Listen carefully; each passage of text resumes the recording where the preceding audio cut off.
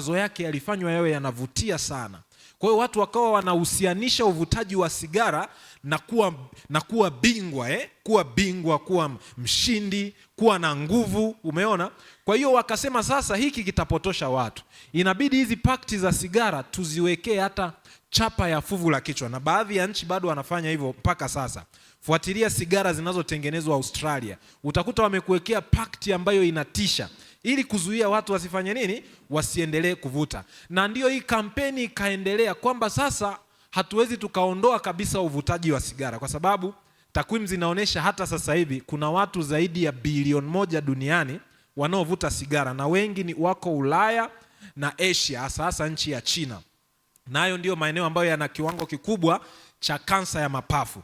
Kwa hiyo walivyopiga hiyo kampeni wakaona haiwezekani, basi wakasema sasa kwa kuwa hatuwezi kuizuia sigara, kwanza inatuletea mapato ya kodi, lakini pia ni biashara ya watu wakubwa, tayari ina hela, watu wanaitumia. Kwa hiyo wakasema basi tutakuwa tunauza, lakini tunawapa taarifa nini? Watu. Ndio maana ukiangalia kwenye hata matangazo ya sigara ya sasa hivi unakuta maandishi makubwa yanakuonesha hii ni shwari, inakufanya ujisikie murwa, lakini pale chini kuna maandishi yanasemaje? Onyo, uvutaji wa sigara ni nini?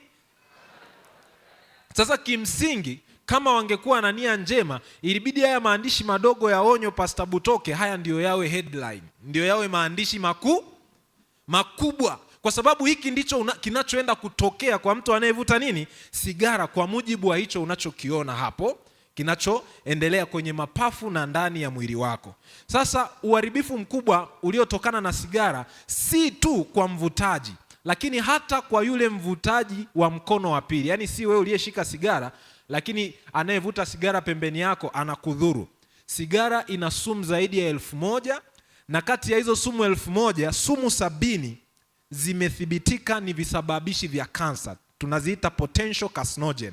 Sasa uvutaji wa pili ni hatari kwa namna gani? Katika harakati za kupunguza madhara ya sigara, zamani walikuwa wanaivuta tu tumbaku direct.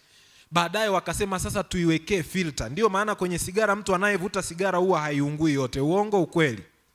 Uongo ukweli? Sasa kale kanakobaki huwa ni ka filter, kanajaribu kuchuja baadhi ya sumu. Sasa kwa wewe ambaye unakaa jirani na mvuta sigara, we moshi unaokufikia ni ule ambao haujachujwa kwenye nini? Kwenye kale ka filter. Kwa hiyo ndio maana mvutaji wa pili anaathirika zaidi. Na sigara ubaya wake ni kwamba ukisikia tu harufu yake imeishafika kwenye mapafu. Yaani kwamba unasikia hii ni sigara, imeishafika kwenye nini? Kwenye mapafu. Miaka michache iliyopita, kama miaka 6-7, taarifa moja ilisikitisha sana dunia. Binti mdogo wa miaka 13 nchi za Uarabuni aligunduliwa na kansa ya mapafu na kufariki, lakini hakuwa mvuta sigara. Kwa nini alipata kansa ya mapafu? Alikuwa anakaa na baba yake na kaka yake ambao walikuwa wavutaji sugu wa sigara. Kwa hiyo inakuonesha namna gani hata uvutaji wa pili unaweza kuwa hatari kwa afya yako. Nchi zetu za Afrika, bahati mbaya, uwezo wa kucontrol hili swala ni mdogo, kwa sababu pia ya kacha za Kiafrika. Ikiwa watu hata makopo tu barabarani tunatupa ovyo ovyo, kucontrol watu kutovuta sigara eneo la wazi inakuwa ngumu. Kwa hiyo ninatoa wito kwa mtu binafsi kutambua hatari ya sigara na kuiepuka kadri unavyoweza. Sasa hayo ndiyo madhara ya sigara kwenye mwili wa mtu.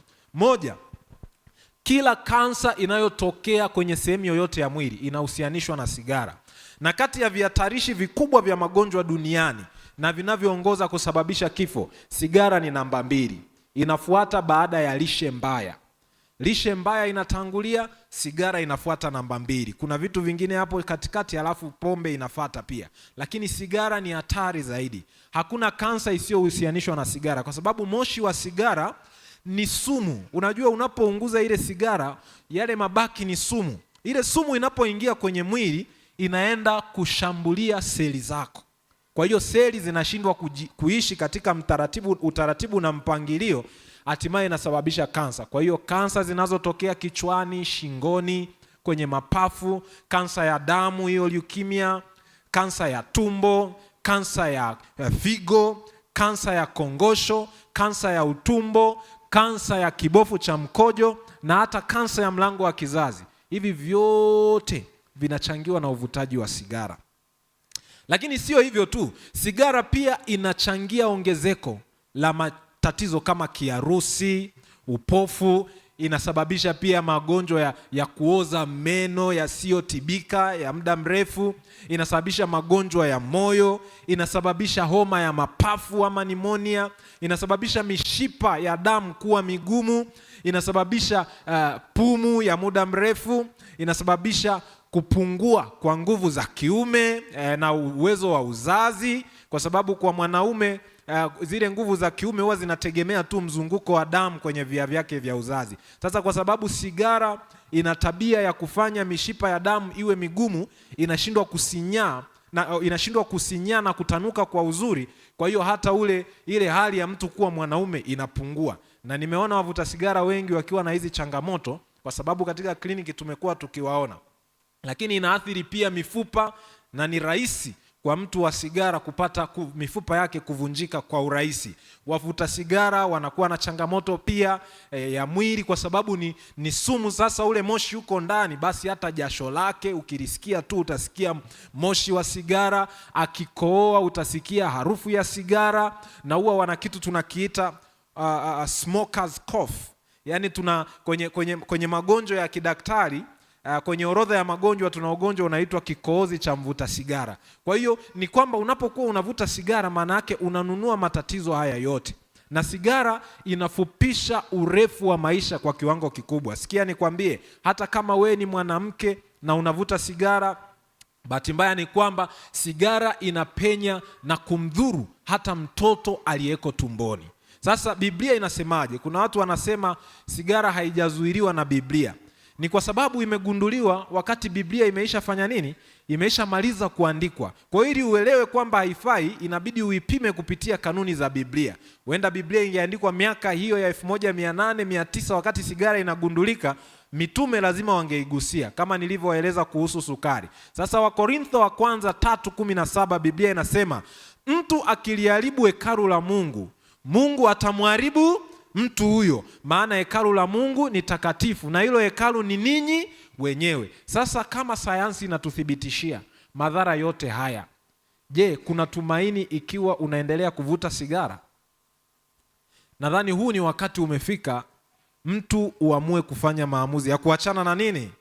Na sisi wote ni wahanga. Kila siku mtaani tunapishana nazo, wengine tunachukulia tu poa, lakini tuna kila sababu ya kuepuka sigara. Lakini hatari kubwa zaidi ni nini? Ninarudi kule mwanzo kwenye chanzo, kwamba hii sigara imetokana na ibada ya mizimu. Ilikuwa inatumika kama zao la kiroho kwa hizi jamii zilizokuwa zinaabudu hii miungu. Sasa maana yake ni kwamba unapojihusisha na uvutaji wa sigara, maana yake ni kwamba unakaribisha pia roho chafu. Ngoja nikupe siri. Nikiwa Pathfinder, kuna kijana mdogo tulipewa kisa chake. Alikuwa Mwadventista mzuri, lakini kuna wakati aliamua kuasi na kujaribu maisha nje ya kanisa. Na alichokifanya, aliattempt uvutaji wa sigara. Unajua nini kilitokea? Yule kijana siku tu ameamua kuvuta sigara, the way amevuta tu sigara, hapo hapo akashikwa na mapepo. Yani akapagawa na pepo. Yani ni kana kwamba ile kuvuta sigara ilikuwa ni njia ya kuliingiza pepo ndani ya mwili wake. Na ndio maana narudi kukueleza kwamba ikiwa watu hawa waliutumia moshi wa tumbaku kama lango muhimu la kiibada linalotumiwa kuwasiliana na ulimwengu wa kiroho, hata sasa kwa madhara ambayo sigara inasababisha, magonjwa na vifo, ninakuthibitishia kabisa sigara na shetani ni marafiki. Kwa hiyo kama unataka kuwa upande wa Mungu na kuliona tumaini lenye baraka, achana na nini? Na si tu sigara.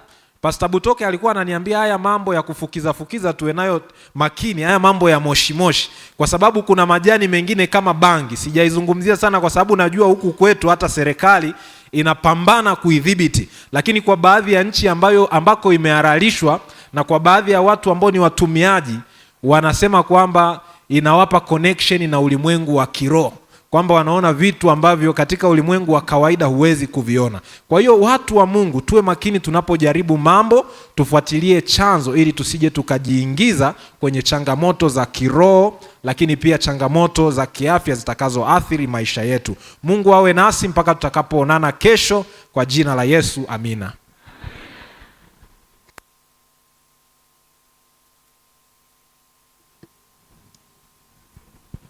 Asante sana Dr. Daniel Magomele kwa somo zuri. Natumaini ya kwamba mtazamaji na